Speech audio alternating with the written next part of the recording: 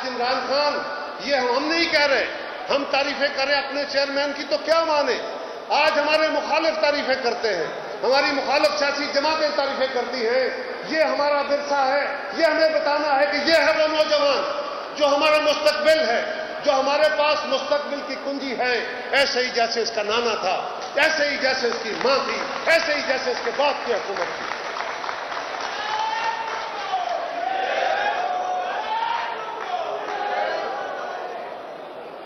کہتا ہے پاکستان میں وراثتی نظام ہے، یہ بھی ہم پہ بڑے الزام لگتے ہیں کہ جی یہ کیا طریقہ ہے۔ میڈیا والے بھی دوست بیٹھ کے باتیں کرتے ہیں کہ پیپلز پارٹی بڑی پروگریسو جماعت بنتی ہے، پیپلز پارٹی کے دور میں بڑی باتیں ہوتی ہیں انقلاب کی، لیکن پیپلز پارٹی میں وراثتی نظام ہے۔ وہ بھائی ہمارے ہاں وراثتی نظام نہیں ہے، ہمیں اقتدار نہیں ملتے۔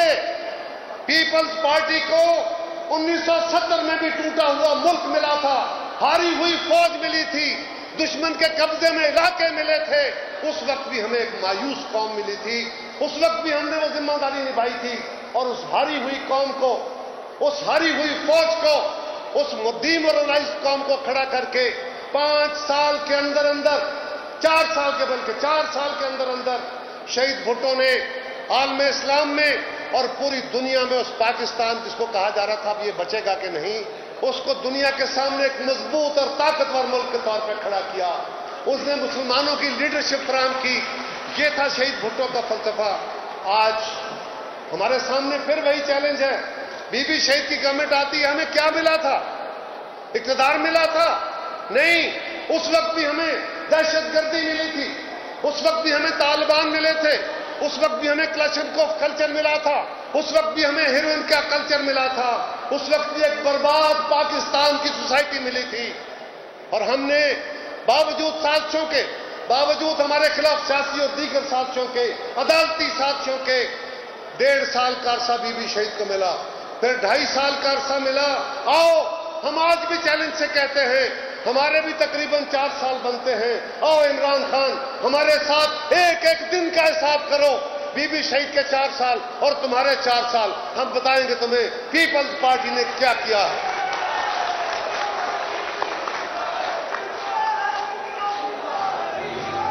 ہم پاکستان کو سنبھال کے سیدھا کرتے ہیں، یہ دوبارہ پاکستان کو پچھاڑنے کی کوشش، یہ ہمیں نہیں پچھاڑتے، یہ ہمیں نہیں توڑتے، یہ پیپلز پارٹی کو کمزور نہیں کرتے، یہ اس ملک کو کمزور کرتے ہیں۔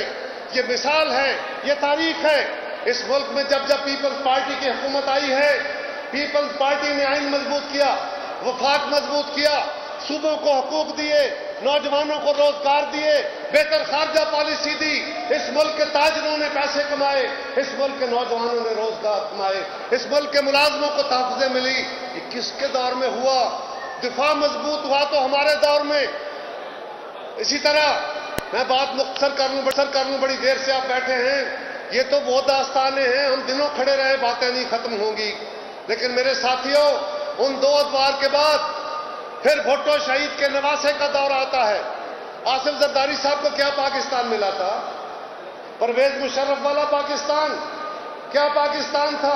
کشمیر کے اوپر سمجھوتا وہ کرے، الزام ہم پہ، پاکستان کو ہمارے ساتھی چھوڑ جائیں، پاکستان زرعی ملک ہوتے ہوئے باہر سے اجناس درآمد کر رہا ہو، گندم ہے تو باہر سے آئے، چینی ہے تو باہر سے آئے، پیاز ہے تو باہر سے آئے، وہ کاہے کا زرعی ملک رہ گئے تھے؟ پاکستان کا عالمی وقار ختم تھا، اور